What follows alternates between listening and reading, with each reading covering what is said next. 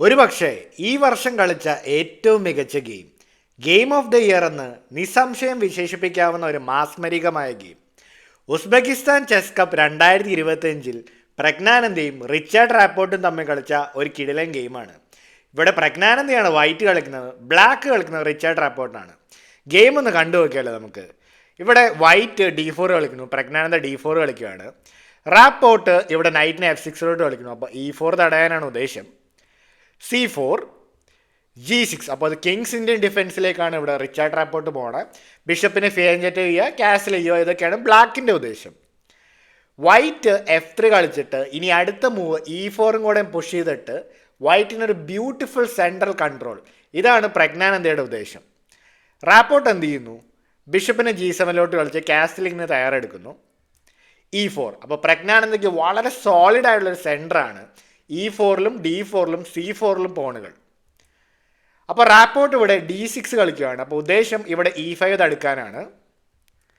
Night C3, Rapport just castle ചെയ്യുന്നു. വളരെ sold ആയിട്ടുള്ള സ്ട്രക്ചറാണ്. ഇപ്പോൾ ഇവിടെ ഇങ്ങോട്ടേക്ക് പുഷ് കളിച്ചാലും ഇവിടെ നല്ല സ്ട്രോങ് ആയിട്ടുള്ള D6 പോണ് ഇവിടെ റാപ്പോർട്ടിനുണ്ട്. നൈറ്റിനെ ഇവിടെ Ge2 കളിക്കുന്നു. A6, അപ്പോൾ ഇതൊരു സൈലൻറ്റ് മൂവ് ആണെങ്കിലും വളരെ ഡീപ്പ് കാൽക്കുലേഷനിലേക്കുള്ള ഒരു ഡീപ്പ് പ്ലാനിങ് ആണിത്.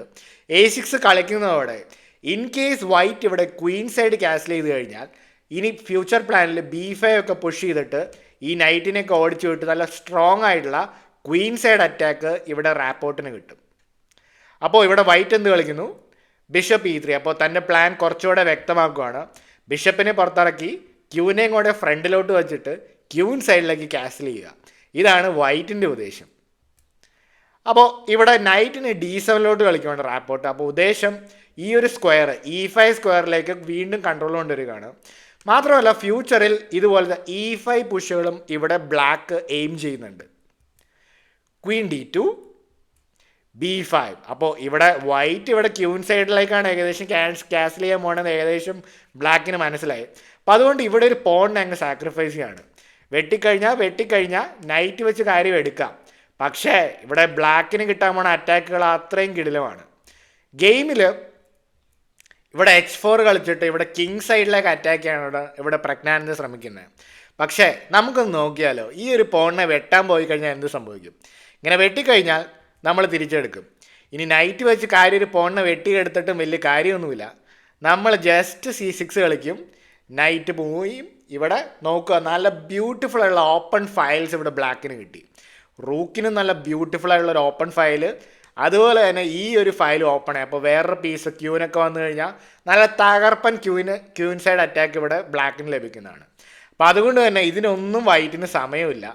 അപ്പോൾ അതുകൊണ്ട് ആ ഒരു ഓഫർ ചെയ്തേക്കുന്ന പോൺ ഇവിടെ വൈറ്റ് എടുക്കുന്നില്ല. പകരം പോൺ H4 കളിച്ചിട്ട് ഇനി H5 ഒക്കെ കളിച്ചിട്ട് ഇവിടെ ബ്ലാക്കിൻ്റെ കിങ് സൈഡ് തകർക്കാനാണ് ഇവിടെ പ്രജ്ഞാനന്ദയുടെ ശ്രമം. അപ്പോൾ റാപ്പോർട്ട് H5 കളിച്ചിട്ട് ഇനിയുള്ള ഫർദർ അഡ്വാൻസ് അങ്ങ് തടഞ്ഞു കളയുകയാണ്. എന്തായാലും ഇവിടെ വൈറ്റ് ക്യൂൻ സൈഡ് കാസ്ൽ ചെയ്തു, ബ്ലാക്ക് ആണെങ്കിലോ കിങ് സൈഡ് കാസ്ൽ ചെയ്യുന്നു. അപ്പോൾ ഓപ്പോസിറ്റ് സൈഡ് കാസ്ലിംഗ് ആണ്. അപ്പോൾ ഇനിയൊരു മാലപ്പടക്കമാണ്, സാക്രിഫൈസുകളുടെ മാലപ്പടക്കമാണ് നമ്മളിനി കാണാൻ പോണത്. ഇരുവരും പ്രത്യേകിച്ച് ഓപ്പോസിറ്റ് സൈഡ് കാസ്ൽ ചെയ്യുമ്പോൾ വളരെ രസകരമായിട്ടുള്ള ഗെയിംസ് അവിടെ നിന്ന് ഉത്ഭവിക്കുന്നതാണ്. അപ്പോൾ ഇവിടെ ബ്ലാക്കിൻ്റെ ഉദ്ദേശം ക്വീൻ സൈഡിലേക്ക് മാക്സിമം പുഷ് ചെയ്തിട്ട് ഈ ഒരു കിങ് സൈഡ് തകർക്കുക, ഈ ഒരു ബ്ലാക്കിൻ്റെ ഇവിടെയുള്ള വൈറ്റിൻ്റെ ക്വീൻ സൈഡ് കംപ്ലീറ്റ്ലി തകർക്കുക, ഇവിടുത്തെ പോൺസ് ഒക്കെ പുഷ് ചെയ്തിട്ട്. എന്നാൽ വൈറ്റ് ശ്രമിക്കുന്നത് ഇവിടെയൊക്കെ പുഷ് ചെയ്തിട്ട് ഇവിടെ ബ്ലാക്കിൻ്റെ കിങ് സൈഡ് തകർക്കുക. ഇതൊക്കെയാണ് ഇരുവരുടെയും പ്ലാൻസ്. അപ്പോൾ ഗെയിമിൽ എന്ത് സംഭവിക്കുമെന്ന് നോക്കാം.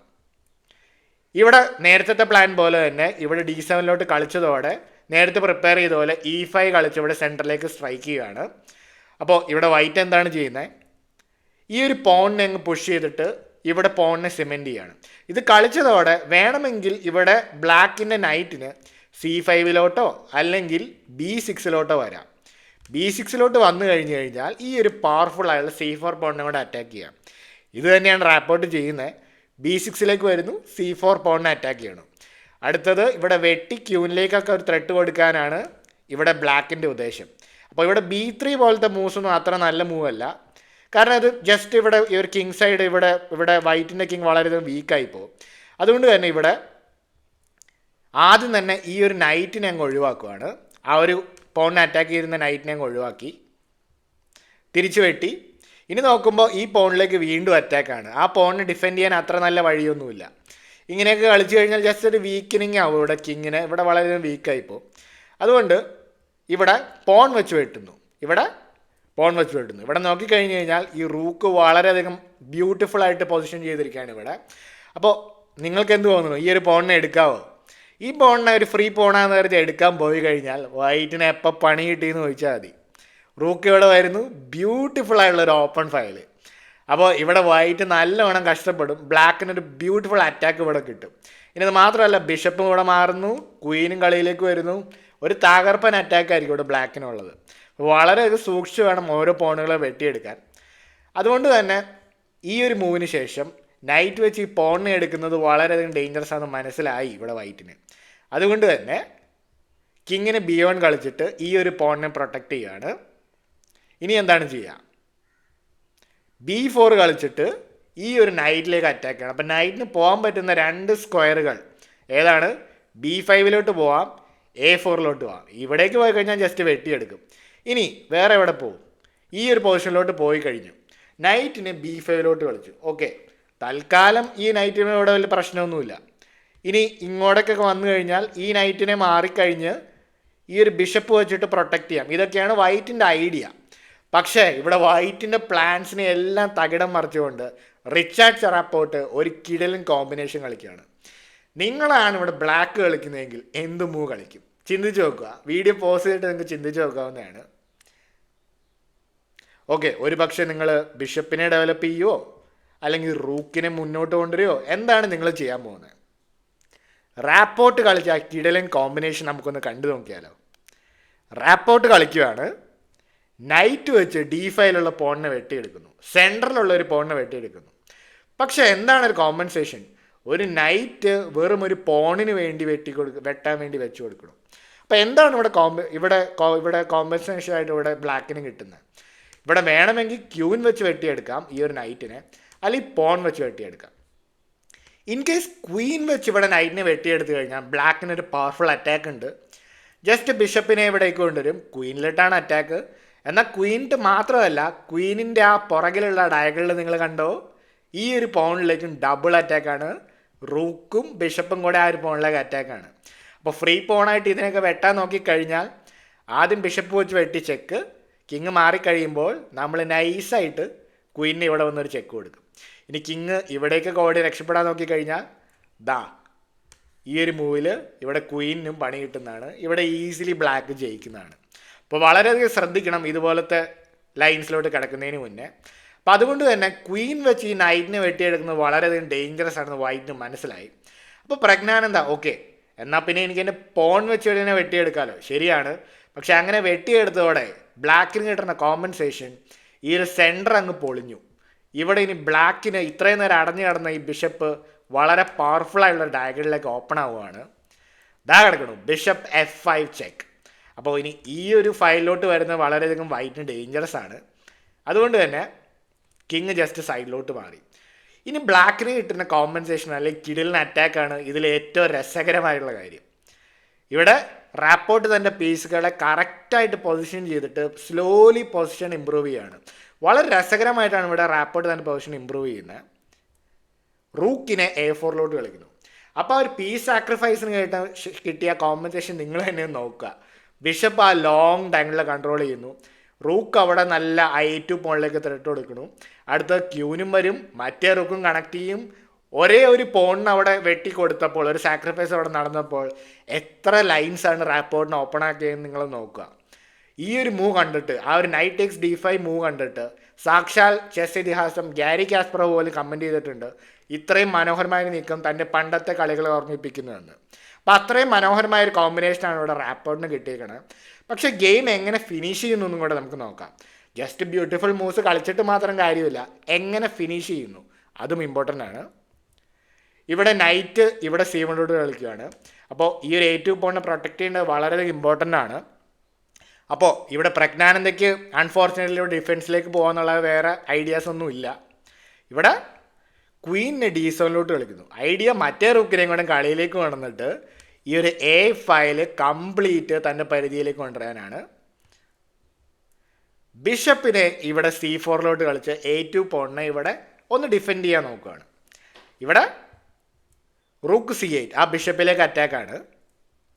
ക്വീൻ വന്നിട്ട് ആ ബിഷപ്പിന് പ്രൊട്ടക്ഷൻ നൽകണം. ആ ബിഷപ്പാണ് ആകെ ഒരു ബ്ലോക്കേഡായിട്ട് ഇവിടെ നിൽക്കുന്നത്, തൽക്കാലമുള്ള അറ്റാക്കൊക്കെ തടയാൻ വേണ്ടി. ഇവിടെ എങ്ങനെയാണ് ഇവിടെ റാപ്പോർട്ടിന് വീണ്ടും ഒരു ബ്യൂട്ടിഫുൾ കോമ്പിനേഷൻ ഇവിടെ കൊണ്ടുവരാൻ പറ്റുക? ഒരു പക്ഷേ ഇവിടെ ഇപ്പോൾ ക്യൂവിനെ ഇവിടെ ഇങ്ങോട്ടേക്ക് കൊണ്ടുവരാൻ പറ്റില്ല. നിങ്ങൾക്ക് നോക്കി കഴിഞ്ഞാൽ ഇങ്ങോട്ടേക്ക് കൊണ്ടുവരാൻ പറ്റില്ല, കാരണം ഈ നൈറ്റ് വളരെ ബ്യൂട്ടിഫുൾ ആയിട്ട് പൊസിഷൻ ചെയ്തിരിക്കുകയാണ്. ഇനി ഈ റൂക്കിനെ ഇങ്ങോട്ടേക്ക് കൊണ്ടുവരുന്നതും കുറച്ച് സ്ലോ ആയിട്ടുള്ള പ്ലാൻസ് ആണ്. വേറെ എങ്ങനെ ഇവിടെ ബ്ലാക്കിന് പൊസിഷൻ ഓപ്പൺ അപ്പ് ചെയ്യാൻ പറ്റും? ചിന്തിച്ച് നോക്കുക. ഇവിടെ റാപ്പോർട്ട് കളിക്കുന്ന ബ്യൂട്ടിഫുൾ മൂവ് ഏതാണ്? ഇതല്ല, ഇതാണ്. ഇതിൻ്റെ ഐഡിയ നിങ്ങൾ നോക്കുക.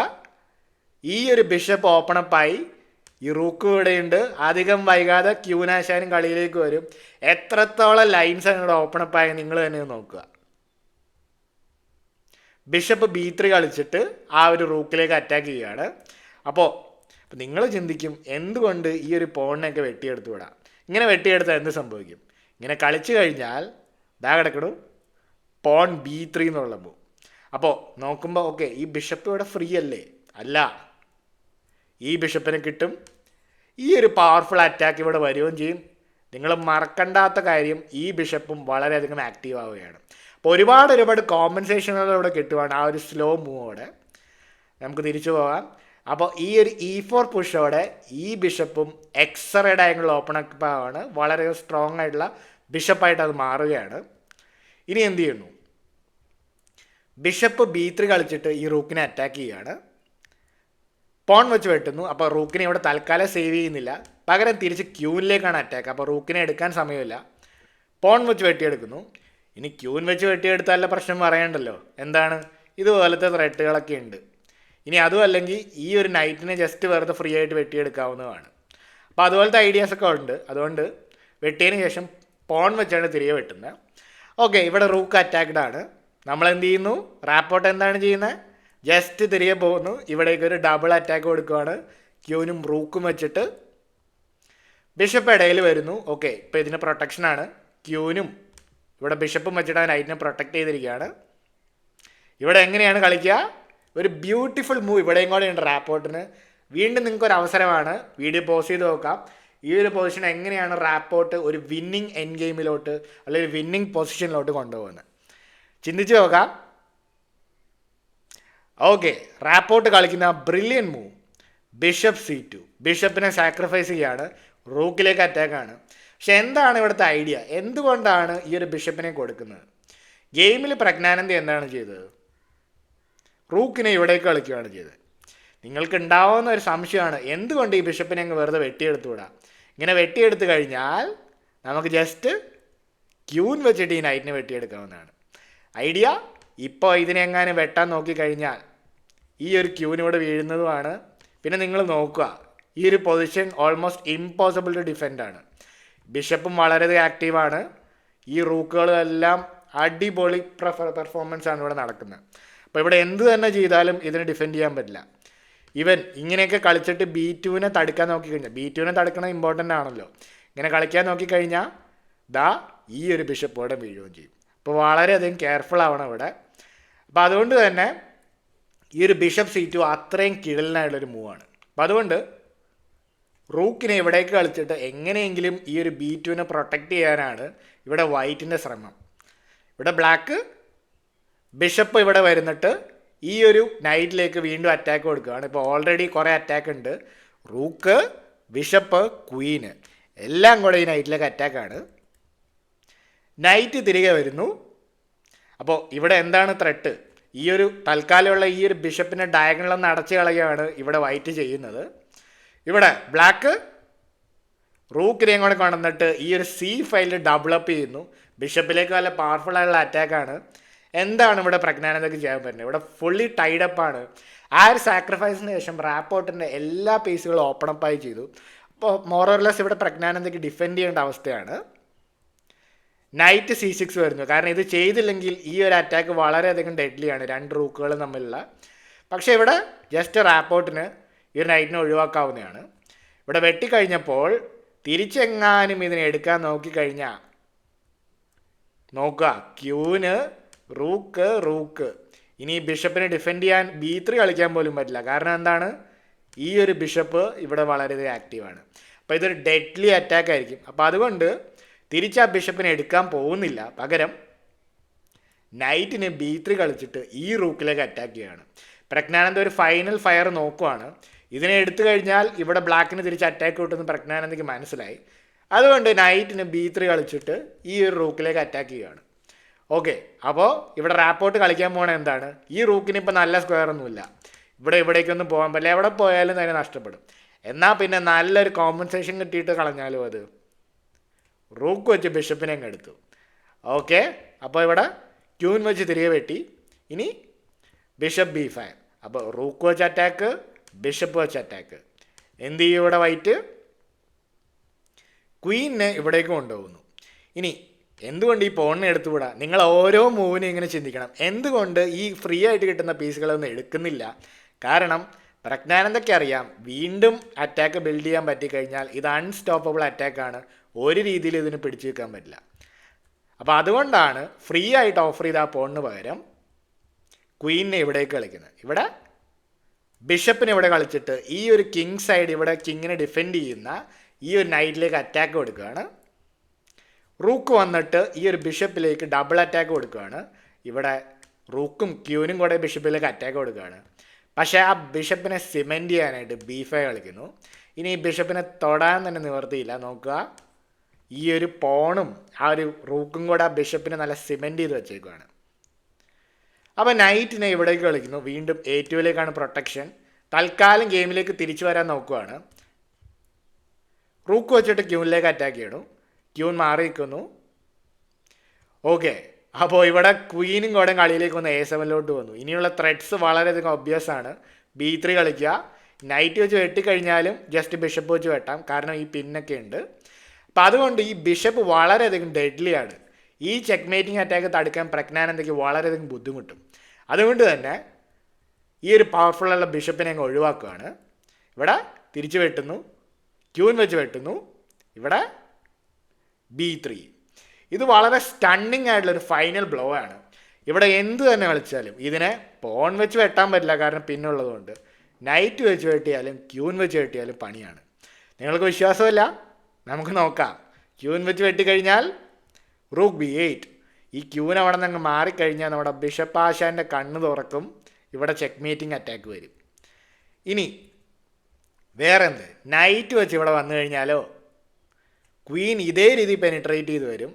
ഇവിടെയും ബിഷപ്പും ക്യൂനും എല്ലാം കൂടെ വന്നിട്ട് ഒരു അവിയൽ പരുവോ ഇവിടെ ഒരു രീതിയിൽ ഇവിടെ ഡിഫെൻഡ് ചെയ്യാൻ പറ്റില്ല. ക്വീനിന് ഇടയിലേക്ക് വരാൻ പോലും പറ്റില്ല, ഈ ഒരു ബ്യൂട്ടിഫുൾ ഫയൽ ഉള്ളതുകൊണ്ട്. അപ്പോൾ ഇതും ബ്യൂട്ടിഫുൾ അറ്റാക്കാണ്. അപ്പം അതുകൊണ്ട് ഈ B3 പോണിനെ തൊടാൻ ഒരു രക്ഷയില്ല. ഇനി ഈ ഒരു മൂവ് കളിച്ചു കഴിഞ്ഞാൽ പോലും ഒരു രക്ഷയില്ല. കാരണം എന്താണ്, Queen takes A3 check. Porn വെച്ച് ക്യൂവിനെ വെട്ടാൻ പറ്റില്ല, നമ്മുടെ ആശാൻ ഇവിടെ കണ്ണും തുറന്നിരിക്കുന്നുണ്ട്. അങ്ങനത്തെ ഐഡിയാസാണ് ഇവിടെ ഉള്ളത്. അപ്പോൾ B3 അത്രയും പവർഫുള്ളായുള്ള മൂവാണ്. റൂക്ക് കളിയിലേക്ക് വരുന്നു, D1 വരുന്നു, പോൺ വെച്ചെടുക്കുന്നു. അപ്പോൾ എന്താണ് ഉദ്ദേശം? ഒരുപക്ഷെ നിങ്ങൾ ചിന്തിക്കും, ഓക്കെ ഇങ്ങനെ കളിക്കുന്നതോടെ വേണമെങ്കിൽ ഇനി ഈ റൂക്കിനും കൂടെ ഒരു ഫയൽ കിട്ടാൻ പറ്റും ഇവിടെ വേണമെങ്കിൽ. അപ്പോൾ ഈ രണ്ട് ഐഡിയാസാണ് ഈ ഒരു പോൺ വെച്ച് പോൺ എടുക്കുന്നതോടെ റാപ്പോർട്ട് ഇവിടെ തുറന്നിടുന്നത്. ക്യൂൻ വെച്ചെടുക്കുന്നു. ഓഫ് കോഴ്സ് ഇവിടെ ഒരു ക്യൂൻ എക്സ്ചേഞ്ചിലേക്കൊന്നും റാപ്പോർട്ടിന് പോകണ്ട.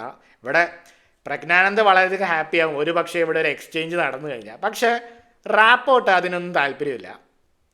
ക്യൂൻ ഇവിടേക്ക് വരുന്നു. ഇനി വേണമെങ്കിൽ ഇവിടേക്ക് കൂടെ വന്നിട്ട് ഒരു ട്രിപ്പിൾ അറ്റാക്ക് ആ B2 പോണിലേക്ക് കൊടുക്കാവുന്നതാണ്. ഓക്കെ, അപ്പോൾ ഇവിടെ എന്ത് ചെയ്യും? ക്യൂൻ ഇവിടേക്കൊക്കെ വന്ന് നോക്കി, പക്ഷേ റൂക്ക് E3. ഈ മൂവ് ഇവിടെ റാപ്പോർട്ട് കളിച്ചതോടെ ഇവിടെ പ്രജ്ഞാനന്ദ റിസൈൻ ചെയ്യുകയാണ്. കാരണം വേറെ ഒന്നും തന്നെ കളിക്കാനില്ല, ഒരുപാട് ത്രെഡ്സ് ഉണ്ട്. റൂക്ക് A3 ചെക്ക്, അപ്പോഴും ഈ പോൺ വെച്ചിനെ എടുക്കാൻ പറ്റില്ല. കാരണം എന്താണ്, നമ്മുടെ ബിഷപ്പ് ആശാൻ കണ്ണും തുറന്നിരിക്കേണ്ട ഒരു ബ്യൂട്ടിഫുൾ ചെക്ക് മേറ്റ് സംഭവിക്കും. അപ്പോൾ ഇനി ഇവിടെ എന്തൊക്കെ തന്നെ ചെയ്തു കഴിഞ്ഞാലും ഈ ഒരു ക്യൂവിനെ ക്യൂവിന് ഇവിടെ നിന്ന് മാറിക്കഴിഞ്ഞാൽ പിന്നെ പറയണ്ടല്ലോ. ഇവിടേക്കൊക്കെ കളിച്ചു കഴിഞ്ഞ് കഴിഞ്ഞാൽ ക്വീൻ ഇവിടേക്ക് വരും. ഓൾറെഡി ഒരുപാട് പണികൾ ഇവിടെ വരുന്നുണ്ട്. അപ്പോൾ ഇവിടെ പ്രത്യേകിച്ചൊന്നും പറയേണ്ട ആവശ്യമില്ലല്ലോ. ഒരു ത്രെട്ട് കിട്ടിക്കഴിഞ്ഞാൽ ഇവിടെ ചെക്ക് മേറ്റിംഗ് അറ്റാക്ക് ഇവിടെ വരുന്നുണ്ട്. അപ്പോൾ അതുകൊണ്ടൊക്കെ തന്നെ ഇവിടെ പ്രജ്ഞാനന്ദ റിസൈൻ ചെയ്യുകയാണ്. അപ്പോൾ എങ്ങനെയുണ്ട് ഈ ഗെയിം നിങ്ങളൊന്ന് കമൻറ്റ് ചെയ്യുക. വളരെ നല്ല ചെസ് എക്സ്പേർട്സും ഇതിനെ വളരെ ഗെയിം ഓഫ് ദ ഇയർ എന്ന് ഡിസ്ക്രൈബ് ചെയ്ത ഒരു ബ്യൂട്ടിഫുൾ ഗെയിമാണ്. അപ്പോൾ ഈ ഗെയിമിനെ പറ്റിയുള്ള നിങ്ങളുടെ അഭിപ്രായങ്ങൾ രേഖപ്പെടുത്തുക. അപ്പോൾ കൂടുതൽ ഇൻട്രസ്റ്റിംഗ് ഗെയിംസ് ആയിട്ട് നമുക്ക് വീണ്ടും കാണാം, അടുത്ത വീഡിയോയിൽ കാണാം.